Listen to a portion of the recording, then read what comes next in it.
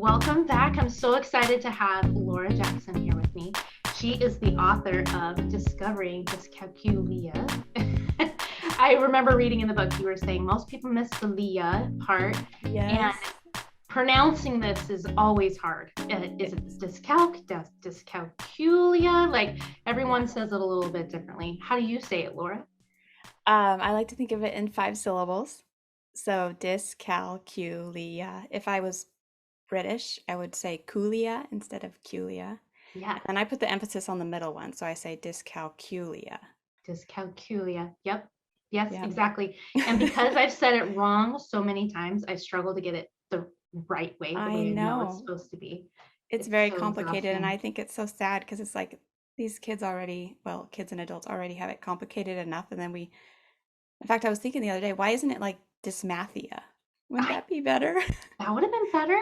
I Yeah, know. Anyway. absolutely. But I it don't is know. complicated. I hope people don't feel, I mean, literally everyone I talk to is like, how do you say this? Like my friends are like, that thing you do.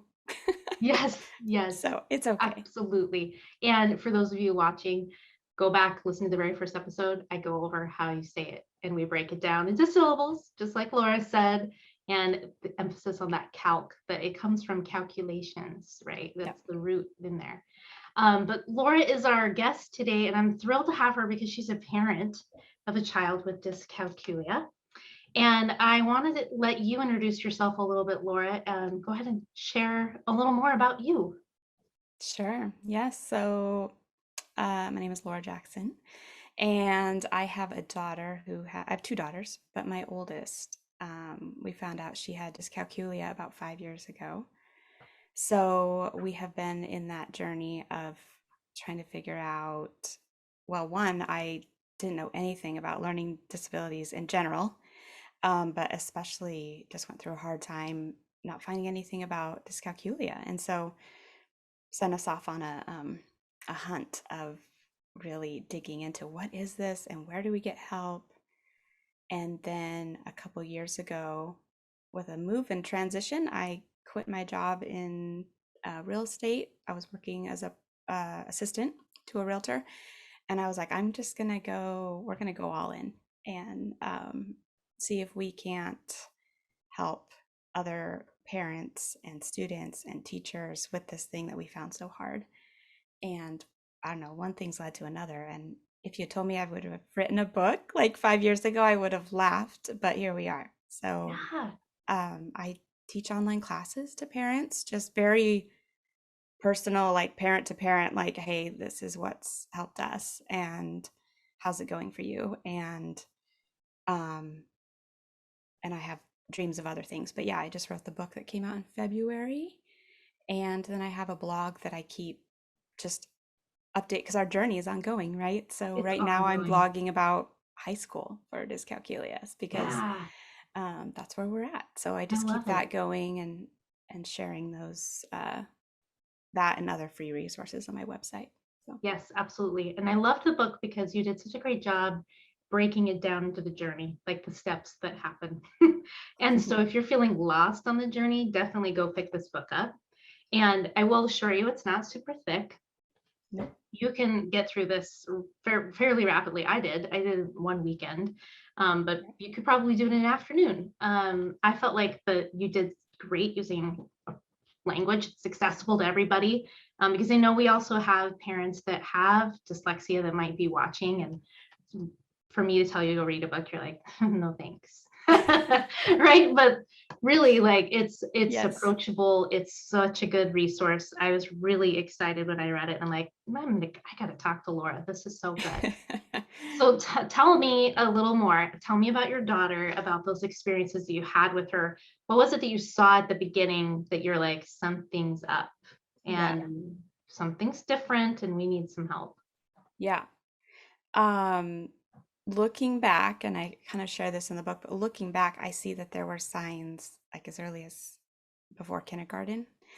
Um, and Brian Butterworth is a dyscalculia expert in the UK, and they have done studies where you can actually detect it as early as 5 years old.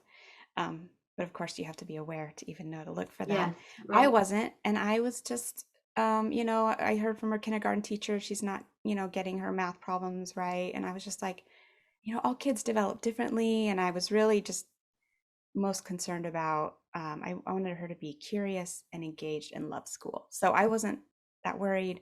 First grade came and they said, your daughter should work on some math over the summer. Okay, no problem. um, and second grade, she started getting math intervention. So pull out into small groups. I'm still like, no problem. Like that math's just not her thing. She loves school. She loves reading and writing. She's very creative and articulate. And third grade, though, we had Mm-hmm. been in extra help for 2 years now. And I think the big sign was every Friday there was a multiplication quiz, and it was like the same drill. And all the other students were like, what I assumed were progressing. So they were getting through. And my daughter couldn't get past the one times tables. She would get a few of the two times. And doing flashcards at home were horrendous. It meant Mm-hmm. tears and so much frustration. My daughter was saying to me, "Mommy, am I stupid?" Because she would sit at the table with all her other friends and they could finish these drills that she Oh. just had no idea how to do. Mm. Mm. And Yep. so that was like, something's up and I got to pay attention here. And so I was just trying to be curious, what's happening. And we got her involved in some after school math program. I can't remember what it was called, but kind of making math fun, kind of. Mm-hmm. And we were doing all the recommended things people were saying, and it just wasn't working. And Yep. the math specialist was like, she's just not progressing, like with all this extra help. Um, so anyway, I ended up hearing about something called a math learning disability from a friend of mine. And I thought, what is that? Because isn't math just black and white? Like, how can you have a disability? Yeah. Obviously clueless here, people. Yeah. Um, and I Googled it and understood.org came up and I read the symptoms, like the signs, and I was like, oh my gosh, that is my kid, like to a T. And there were some of the symptoms that I didn't recognize at that point, that I later realized, yes, she does struggle with those too. I just wasn't aware. Yeah. Um, like one of them was, the inability to subitize, like see small quantities and instantly know that's three or two or four. And I didn't know at the time that my daughter couldn't do that. I didn't know that she was counting one, two, three, four every time she saw something. There was a reason she always lost at Connect Four, that Yeah. game. She couldn't see that she was even getting close to four. Um, so anyway, so it was in third grade where I saw that. I read the description. I thought, wow, I had no idea there was such a thing. And then I started looking everywhere for information and for help. Um, Naturally, I went to the school first. They knew nothing. They didn't Yeah. know how to say it. They didn't know what it was. And their suggestion to me was, well, let's check in next year and see what that teacher thinks. The wait and see approach. The wait and Yes. see just about killed us. But I didn't know. I thought, okay, Yeah. we'll wait and see. Yeah. I'm very Sure. like, don't rock the boat kind of person, or I used to Sure. be. Now I'm rocking all kinds of boats. But um, yeah, wait and see. But then the more I read, this was like winter of third grade, I started reading more and more, and I thought, wait and see is not the answer. Mm-hmm. Mm-hmm. So Yes. um, yeah, I mean, I could keep going, but No, I that love was the that. beginning. That's how we figured it out.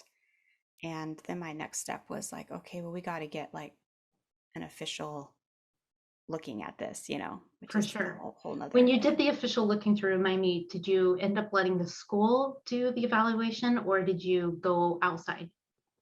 I did both, and that was recommended, in that flurry of like, I don't know who to talk to, and Mm-hmm. nobody knows anything. The Mm-hmm. only I had a friend, she said, I have a daughter, or I have a friend, another friend who has a daughter, and they've gone through the system, the school system for dyslexia, and she might know what you need to do. Mhm. So I reached out to this mom, really awkward text, right? Hi, my name is Laura and I have a kid who I think has a learning disability and I have no clue what to do. Would you be willing to talk to me? So she was super gracious. She's like, absolutely. So she helped me get going on the school evaluation process, which I wasn't doing correctly apparently, and so I wasn't Mm. getting the results I needed. But then she also said, it was really helpful for us when we got a comprehensive educational psych evaluation, and I would suggest you do that too. So Yep. we did that as well, and that was by far the most helpful thing because not only did we have a confirmation, yes, there's a real difference here with the numbers, we also found out a bunch of her strengths that we didn't know about and found out she's what we call like 2E or twice Yep. exceptional. So Twice she's exceptional. she's Yeah. got, this real area of difficulty and she also has these areas that she really shines. And it really explained all the um, what was happening at school is they weren't picking either of these things up because with Yep. tests she just evens out. She comes Yes. across pretty even, and even in classes, right? Like Hmm. they would see you're really struggling here, but oh wow, you're so good over here, so you're fine. Yes. And That's the yet, same thing that happened to us. Yes. yeah, They yeah. thought I So was crazy. They thought this mom is overreacting. yes, Hmm. oh yeah, I got so much pushback trying to get my Hmm. daughter evaluated at school. Um, they just were like, she's fine. She's doing fine. And Hmm. but that mother instinct is like, she's not fine, Yeah. and your kid is crying and asking if they're stupid and Yeah. their anxiety is through the roof and they don't want to go to school on Fridays. Um, Yep. that's not fine in my Yep. book. Right. So, But I had same experience. It's not fine to drag your child into a classroom and then peel them off of you as you drop them off. no, Not okay. that's not okay. It's Why not is that fine? emotionally okay. It's traumatizing for It's everybody. traumatizing. Yes. And um, and there's a reason, right? There's a reason those kids are Mhm. trying to tell us something with those Mhm. actions. And they don't feel safe, they don't feel heard, they don't feel understood. And so there's something Yeah. we can I do about love that. your story. I totally can relate. Same thing. My kiddo's 2E as well. And he has dyslexia, but it wasn't being picked up. He was averaging out on everything. And you couldn't tell that he was gifted in mathematics, again, because according to school standards, he was fine. He was just average. However, they had no idea that his mathematical reasoning was like off the charts. It was, Yeah. in the Yeah. 99th percentile. They would have never known that had I not went and got this testing and came Yeah. back to them and Yeah. pushed back. And for us, it was tricky because the dyslexia, as you know, it those kinds of brain wiring differences affect working memory. And so for him, Yes. math facts were not this quick thing. Right. It took him a little while, right, to get them recalled, but he could use them. He Yeah. would pull them down and then Yeah. put them into place. But the timed tests were awful for him because he couldn't do it right Nope. in the time that they gave him. Nope. So it's really frustrating. And again, like the school was thinking, I'm overreacting. Okay, fine, lady, go waste your money on an evaluation outside. But Yeah. like you said, they weren't seeing the things I saw at home, No. bursting through the door, crying for hours, avoiding going to school, tummy aches Yeah. all the time. Like, Yeah. no more happy little boy anymore, right? No. It's all No. gone. School killed it. Yeah. Yep. So That is it's, like an instant, like something's up here, right? yes, something's up. And for us, when we went through the evaluation process, it was very interesting too to see this data and hear them talk about your child. And then for my husband and I, we started seeing bits and pieces of ourselves. And we're like, oh, Mm. I do that too. Oh, he probably gets that from me. Like, Yeah. and it was really interesting to have that experience and have it be empathetic and healing for all of us on so many Yeah. levels. Yeah. And so the evaluations are worth every penny. I know they're expensive, but oh my Yeah. goodness, the roadmap you get out of that is tremendous. Yeah. Absolutely. Absolutely. Okay. So that evaluation experience is kind of daunting, though. I would love to Yeah. hear when you went to get that outside evaluation, Yeah. what was it like? How hard was it to Yeah. find somebody? Like share those details with us. Yeah. Um, I think, oh, I wrote about that in the book, and I felt like looking back at it, I was like, I remember asking my husband, am I getting too into the weeds in the book? Like too many details about it? Because um there was just a lot of details, but we kind of fleshed out like I think this is what parents need. Like they need someone to be like, this is what it's like, and this is how you can pay for it, and this is what to ask because it can be such a daunting thing that you don't even want to Totally. start. And there's, Yes. we're doing all other kinds of things as parents and tracking all sorts of stuff, and so that can feel overwhelming. Um, I think it helps for me to think about what I learned from this other parent was this was going to be so much more helpful to have a picture of where to go because the school, they are trained to look for what's wrong, Hmm. and then they're evaluating for what can their school provide and help with. So that's, you kind of have to separate. There's two different purposes. Like a private evaluation is as what is this kid good at? What are they struggling? What's the whole picture? Everything impacting it. And then the school is just, okay, are they far enough behind that we need to intervene? And that was actually one of the tricky things was you had to prove that your child was either 2 years behind. So you're catching kids that are already so discouraged, right? Hmm. Or or you caught them on, hey, we've been giving an interventions and they're not responding like we would Yeah. expect. Both of Yeah. those are very discouraging, I think, models for Hmm. deciding whether someone needs help. So the private one, it just gave us such a fuller picture. Now it was a long wait where we live in the Seattle. We were in Seattle, and it was 9 to 12 months for anybody. And I know the wait now post pandemic is longer for a lot of Even longer. places. That's what Yeah. I've heard too. Hmm. So I did, I basically asked around. So families who had gone through a process, I said, who did you use and did you like them and why did you like them? So I ended up going with several other parents had recommended. And it was, yeah, it was going to be 9 to 10 months. And so I signed up and I thought, well, Here that'll we give me time to go. save up for it, right? Because it was Yeah. going to Yeah. be $4,000 to $6,000, which Hmm. is a That's lot of about money what for I our paid family. too. Yeah.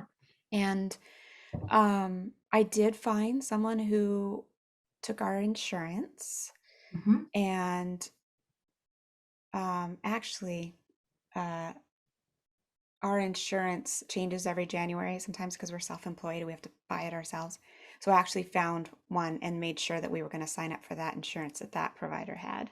Yes. Um, I love it. and and I kind of go over this in the book, but it was then a process of like I called the psychologist's staff and just said, "Could you give me all the codes that you're going to use? Like, what are you going to bill?" And then I called my insurance company and I was like, I didn't tell them what we were doing because I didn't want them to think it was optional. Like, Yeah. because this is not optional. This has everything to do with a whole being's health.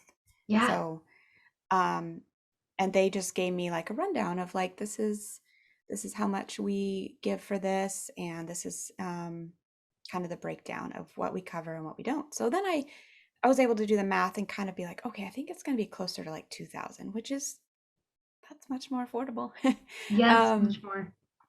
so and then it was just waiting, like, and we Mhm. waited and waited, and then finally went in, and I remember being super anxious. Like you just feel kind of naked. You're like, Mhm. is our family, and my personality type was like that psychologist is going to look at me and be like, you're doing everything wrong. Yeah. Right. What are you doing? you know she was not like that at all. She was so warm and so kind. And my daughter went in after like we had an initial visit with my husband and I. Then I think she went in like 3 different times, and it was like anywhere from 2 to 3 hours each day. She was exhausted afterwards, would eat a huge snack. Mm, um but she was curious too. She wanted to know what was going on for for sure. herself. Yep. And so that took a few visits, and then we got like a report like a month later, and it was, like 15 pages long Oh, yeah. with just like all the data, but then also an interpretation of the data, and then Hmm. kind of like suggested next steps. And it was so helpful. I still return to that one. Yep, I do too. And just kind of like, oh, I remember calling the psychologist at one point and I said, this shows that her working memory is like at 30% of kids her age. Is that for numbers or is that just everything like Hmm. that she remembers? And because the psychologist was familiar with dyscalculia, she knew to separate that out in her testing. So a lot of, if you don't know to look for that, you'll just say across the board their working memory is low. Well, she Hmm. knew to separate it out. And so she said, oh, you know what? Her working memory, just for general information, is normal. It's average. It's the numbers that she can't keep. So that's just helpful, right? Because as Right. parenting, if it was across the board, I would change. We would use a lot more lists. When I Mm. give instructions to go do something, I would um, be a lot more patient, But anyway, it just helped me understand that anything related to numbers is going to be very tricky. Absolutely. So that was just like a snippet of the things we learned from it, but it was so worth it, and I really recommend parents. I I actually think it can save you money when I think about it. Yep. It's like getting that really well-made jacket that lasts you for 10 years versus Yes, it's like, just like that. Yeah. 20 Target ones. I mean, not the Target, just a cheaper one. Hmm. Um, because it saved us from trying a bunch of different avenues and like wasting time and money on methods or curriculums that weren't going to work. It just Absolutely. kind of narrowed it down and provided a lot of guidance for what she needed. Absolutely. I So, totally agree. And it's helpful when you take it back to the school and now it becomes part of your child's school record. For it yes. came in really handy for us this last year because my son is gifted in mathematics, and Yeah. unbeknownst to me, when it came time to be placed in his math classes the next year, he had gotten a letter to give to mom that you need to be in that honors level, whatever. And he had thrown it away because he has anxiety. And he's like, I don't want to be in those. Yeah. But me knowing his wiring and what that testing's saying, he actually needs that rigor. And Yeah. so I called, and the school counselor at first was like, yeah, this something's off about this. And she's at the next school. This was the transition Yeah. from elementary to middle. Yeah. And so she's like, I'll be right back. I'll call you right back. And she called me and she's like, I can see here that he's gifted in mathematics. His grades show giftedness. His test scores at the state level are saying giftedness. So yeah, he should be in honors math. And she made the change like immediately, Yeah. right? So Yeah. it was made advocating so much easier. And Yeah. and in some cases, maybe not. I mean, some states and some districts are horrendous to work with and they Yeah. might push back quite a bit. But for us, it's been a really empowering experience because that twice exceptionality we were talking about, you look average, but then when you have hardcore data from Yeah. a third party, you Right. look so much stronger and not so crazy. Yeah. Absolutely. I love that. I'm Absolutely. so glad that we had a similar experience about that. So Yeah. when you had all this data in hand and now you had like a clearer picture about what you needed to do, how did you advocate for your daughter in the school system to get help that you need? And I know you had some other transitions. I would love to hear more about that. Yeah. It was tricky. So the school said she qualified for help. They did say she qualified for help at school. So she had an IEP for um the rest of fourth grade. So we got tested in fourth, and then fifth grade. And I think this happens, well, I know this happens a lot because I talk with other parents, but it's one thing to be given an IUP, individual education program or plan. It's another thing to find the teachers that actually can help you. So Yeah. our special ed teacher was a lovely person, super warm and fun, did not know a thing about dyscalculia. So, but she was open to learning. So I started feeding her material that I was finding. but she was also maxed out. So she Yeah. had so many students in the school, and we were in a, I would say, higher resources than usual public school where we were in Seattle. And still, my daughter could only get two, sometimes three times a week for 20 minutes, Mm-hmm. um, which is enough time to like play a half a game. Mm-hmm. And these weren't even one-on-one, they were with other students. So after 2 years of that, like her math did not progress at all. um, so at that point, sixth grade, our family moved out of the city, um, but close enough where my husband still can commute in, and we went to a new school. And at this point, I had actually, before this, I had looked into a bunch of private middle schools in the city, and nobody knew anything about dyscalculia. Oh, All of them were like, you either pay extra, actually, all of them were, you pay a private school tuition and then you pay extra if you need like special education, yep. and or we don't even offer any services for students that need extra help like that. So that was pretty discouraging. That was the same in the new town that we moved to. And so we thought, well, let's try public school. And we got an IEP right away because we had that eval, took it in, and they said, she'll do a separate math class every Mm. day, 5 days a week for an hour. And I thought, that's amazing, right? Yeah. Yeah. Um, at this point, my daughter's math anxiety was not very high because we had worked so much with understanding what dyscalculia is and why she was experiencing numbers differently.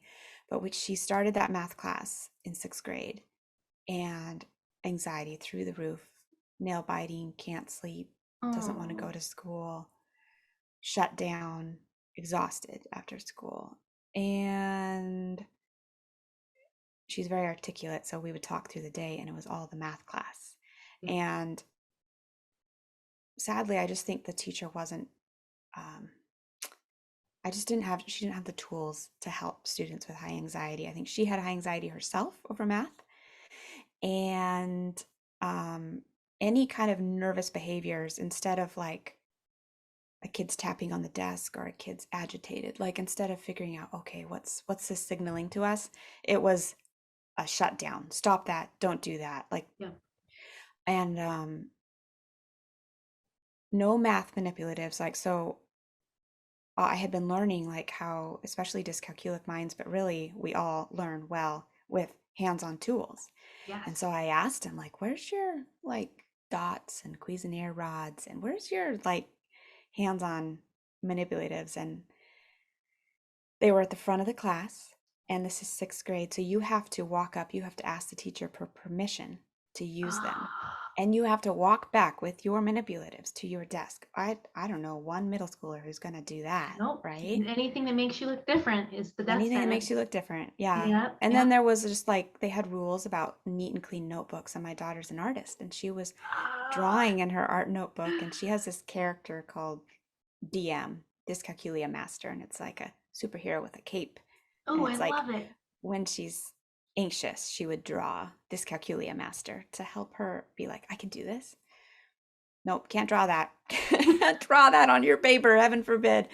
Oh, So no. anyway, we, even with much conversation with the teachers, it was just like she was so bound up by what the school said she needed to do that Yep. she couldn't flex. And I was saying things like, instead of doing a grid worksheet of multiplication tables when she gets home, could I play a math game with her? Could I do a math activity with her for homework? Nope, that's not allowed. So I quickly was like, this isn't going to work. Yeah. This we cannot do this. And at this point, I'm like, this is year 3 of Mm-hmm. not learning math. So Mm-hmm. she's 12. Yeah. Yeah. So I had found Ronit Bird, Jane Emerson, kind of the whole little group in the UK that was focusing on dyscalculia. And I was like, we're going to do this at home. And fortunately, our state, you can do dual enrollment. So you can be enrolled at 2 different schools.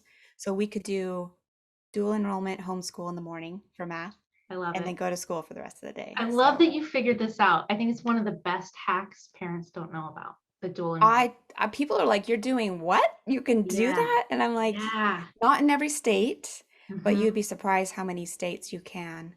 Now they don't necessarily want you to know about it because it's a little less money in the school's pocket. But what Absolutely. a great, it's been awesome for us. So It's we've been doing awesome. that for um, sixth grade. Seventh grade was a little weird because it was um, pandemic and everyone was home, but uh, that we're back doing that this year too. So we teach math at home with all the things, and then she goes to eighth grade at school the rest of the day. I love that. And I think that's the other thing too. I'll just mention, like, just so you to normalize that this is an option. So we have parents do this, but they hire us because they have math issues, Oh yeah, anxiety, don't even want to go there. And so we'll work with the kid in the morning and then they go to school. So yes. yeah, it works. But trying I've to do also it, heard it work where parents can hire tutors and they can have their tutoring at school in like a yeah, learning resource room.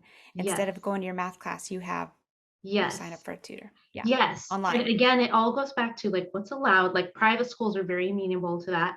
Public schools get a little threatened by that because it implies that they can't give a fair and appropriate education. So some schools will be like, absolutely not. We're not doing Right. that. Right. What we found though, like for us to be, if let's say a student has that designation and they're going to come work with us online, it's harder at school is what we found because schedules get changed. Yeah. Sometimes we get ornery teachers who purposely send the kid late because they're like mad and something about the ego. It's really weird. Like Yeah. sometimes that kind of stuff happens. So if Yes. I was to give advice, I would say go with dual enrollment, homeschool, and figure something else out Yeah. before your school day starts. And Yeah. I love that you did it in the morning because I'm sure your daughter's much fresher in the morning than if you were to Yeah. flip flop it and have it be at the end of the day.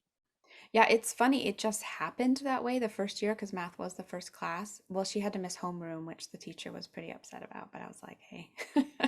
um, so it just worked out. But then going forward, we had that option. So then we said to the school, okay, we have math and we actually do science. Similarly, she does it online, actually, because I don't want to teach science. Yeah. Yeah. Um, Online, then we do math together and then we picked the classes that she wanted at I school. They love it. were I flexible. love it. I love that we're sharing this so parents can hear it's not an all or nothing No. situation.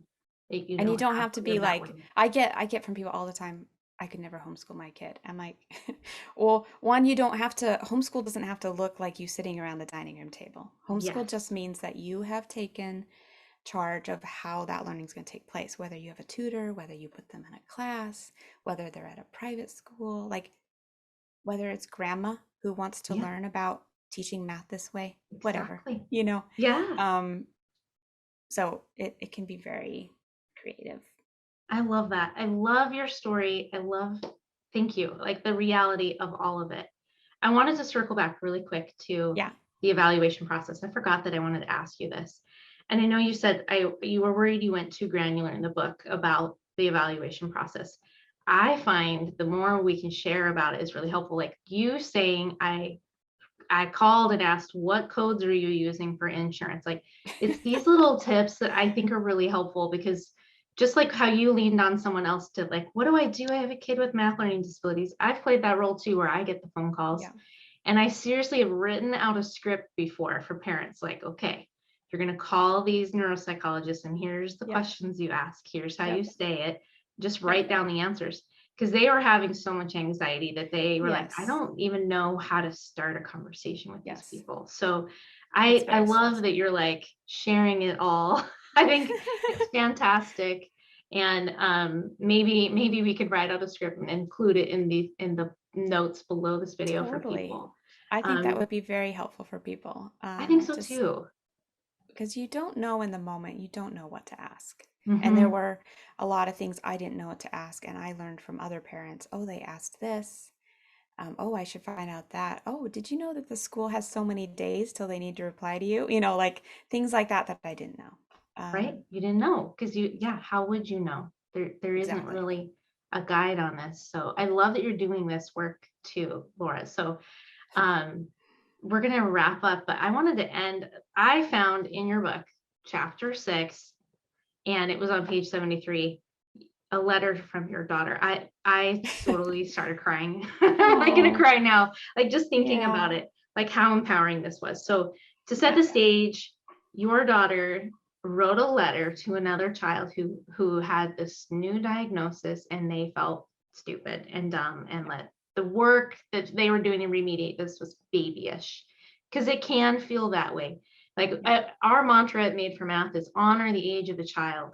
And so if we're having to subitize things, it better be things they're interested in, like Harry Potter or Yeah, whatever it some is. If Legos. they're older, it's, soccer balls, or Yeah, I don't know, Kardashian people, like whatever we can do to make it feel yeah. older and more appropriate. My Um, daughter's into birds, so we do nests and birds and Nests and birds. See, yes, yes, that's what I'm talking about. Honor the child. So I thought it would be really empowering if you wouldn't mind reading what your daughter wrote out loud to sure. us to Yeah. close it out. Yeah. I was working with another mom, and uh, their child, I think, was about 10 years old at the time. And they were trying this hands-on way of learning with manipulatives out of Ron at Bird's ebooks with Cuisinart rods and dot patterns. And um, because it's that whole missing sense of what a number is that's really lacking for this. And so they experience it by actual, I mean, we all do, we all learn by experience, but it's super helpful to them. So anyway, the mom came back and he was like, he's really struggling. Like, it's taking a while to get these concepts, but he also feels like it's babyish and Mhm. and is resistant because it feels stupid. And so I told my daughter that. I said, hey, I heard from this parent, and she was like, she's like, I remember feeling that way. 13 is so funny because sometimes feel like you're 4, and sometimes Yeah. they act like they're 25. And Yes. so at this moment she was 25. She was like, um, she's like, I totally felt that way. And then she's like, came back a little bit later and she's like, do you think I could just like write him a letter? And I was like, oh, sure. Yeah, I could send it on. Well, she typed up a letter. I didn't expect that. She typed up a Amazing. letter and handed it to me later that day. And it was like a full page. And I was like, so I sent it on to the Wow. mom. And to include in a book, I'm like, oh, good choice. Ah. Okay, so she writes, Dear Dyscalculic Learner, which I think is a term she's picked up from the different books we've read, is because I love it because it implies that you can learn math and you are a student, you are a learner, Yep. um, but you have this condition that makes it different for you than Yeah, other people. But absolutely. I love that she called him a dear dyscalculic learner. She didn't know his name, I couldn't Yep. share names or anything. So Thought it was great. she said, "Hi, I am a dyscalculic learner just like you. I know that you might be having a hard time with relearning math a different way. You might feel like it's too babyish. I understand. When I started learning that way, and I still am, I thought it was babyish and embarrassing too. Playing with little beads on a table so you can learn how to make 10 with them while everyone else is doing arithmetic and negative numbers is frustrating, embarrassing, and sometimes lonely. Growing your math skills is going to take time. It won't be easy, and there aren't any easy answers or quick fixes. Obviously, some ways of teaching will be helpful for some, but not for others. This new way could really work for you and help you in the long run, or it just won't meet your needs, and that's okay. There are always good answers to our questions if we look hard enough. Sometimes you're going to feel stupid. You may even feel ashamed. But you know what? There's no shame in doing what's right for your brain and learning. We all learn in different ways, and finding that way that makes sense for you is a wonderful thing. If you're like me, you went through the whole of elementary school doing math that doesn't work for you, doing math in a way that doesn't make sense to your brain. Because of those missed years, you have to make them up now. I promise you that doing math in a way that is helpful to you is going to help you a lot. Remember, there are kids like you out there, except they are probably going through. Oh, wait. Sorry. Remember, there are kids like you out there who are probably going through the same thing as you, except they might not even know that they have dyscalculia. Sometimes not knowing that they learn in a different way will lead them to think that they're dumb, which is a really sad thing. You are truly lucky to know what you need in order to be as successful at learning. I really do hope that this will lead you to fight for your learning and not give up till you have what you need. Mm. I find I'm it tearing really. up. I'm fighting back the tears. I just think it's amazing. Like, I love this line. There's no shame in doing what's right for your brain and learning. That's right. Isn't that truth for all of us? Oh, Yeah. Because don't we all battle shame over so many things? And especially when maybe we feel different in some way or feel like we're not how everyone else is, you know? And so I don't know. I tear up too, even though it's my own my it's own your own kid. kid. And But you she probably read it a surprises bunch of me. times. Yeah. She surprises me. She still comes out with, she just last week did a bunch of art pictures. She made a little a zine um, of some art about what it's like to have dyscalculia and kind of the hard part of it. And she was like, "Don't worry, I'm going to get to the next ones about the cool part of it." But she's like, "This is the hard, sad part of it, you know." And she gave a little description of it's actually it's on my blog, so you can go and Yeah. lauramjackson.com/blog page, and uh, so I just love. I get moved too when I see like her expressing uh, this unique part of her, you know. She's So a very gifted writer, and she reminds me of 13 Winters, my 13th oh winter. yes, Remember this book? I have Yeah, this book. Yeah, very gifted writer, and she does a that great book makes me job. cry. Oh my goodness. You can see Yes, how marked and loved it is. I made I very cry. Yeah, bawl my eyes out every time I read it because she just yeah, explains the feelings, the thoughts that yeah. come with it, the Mm-hmm. paralyzing, crippling fears, not being able to deliver pizza. I was sobbing. I'm like, I can't even imagine. Yeah, Thank yeah, goodness for GPS, like it was yeah. just a different time in that time. But I bought that um book for all of her teachers. I don't think they actually read it, but like in fifth grade, I bought it for all her teachers. But now it's I would so buy, now I'm giving my book to the teachers because oh I'm like, it's just yeah. a little more Yep. bigger picture. But I think that's a great suggestion. And I'm going to tell parents to do that. Buy this for your teachers. It's a short read. We're not asking, this is yeah, heavy, but that's this deep. one's Yeah, not. This is helpful. that Yeah. is, I really recommend, that one's on my list of recommended books to read as well. But Yes. yeah, it is. Yes. I have a lot of parents tell me they read it in a day or like you said, a weekend. Yeah. Um, and I, that was also intentional. Like it needs to be easily, we need these resources quick and easy. And I've read a lot of books on dyscalculia, but a lot of them are just so much more They're when you're heavy. when you're at that place. I mean, Yeah. I'm all in dyscalculia, so I'm reading it, Yeah. but sometimes you just need someone to give you like the short Yes. Yes. cliff Like this notes. book, I have my stack. Oh yeah, This yeah. one's heavy, but I Yes. adore it. I love it. Yes. But it's a lot of research. I It's a have that lot one like too. it takes Yes. effort to read. Yep. Yours is perfect starting Oh. point. I can't Thanks. say it enough. I think it's a fantastic book and yeah, highly recommend it. Laura, you're doing some really special work with parents. I want you to share with everyone what you're doing right now over on your website, and we'll make sure to link up to it. Okay. Yeah. So the website just started at first with just a blog, so just writing on different topics about dyscalculia so people can go and get that. I have a bunch of free resources for teachers and parents, like reading lists, what to think about when you are set. There's a toolkit in there that's free. It's like for getting your kids set up at school and how to ask what kind of questions to find out if the teacher or tutor understands dyscalculia, and then kind of opens up that box of like, okay, if that's not at school, how could you do it? How could you get a tutor? How could you learn it yourself? How could you get help elsewhere? Mm-hmm. Mm-hmm. Um, so, and then I'm doing a quarterly parent group. So I'm not sure when this video comes out, but in May I have the fourth parent group that I'm leading, and I basically go over like having an understanding of dyscalculia and how that helps so much. I talk about anxiety um, and how to help your child with anxiety. I have a chapter in the book on that too because it's a big deal. Um, and then the third week is what they need for education. So, like, what does that mean? Like, how do they learn best?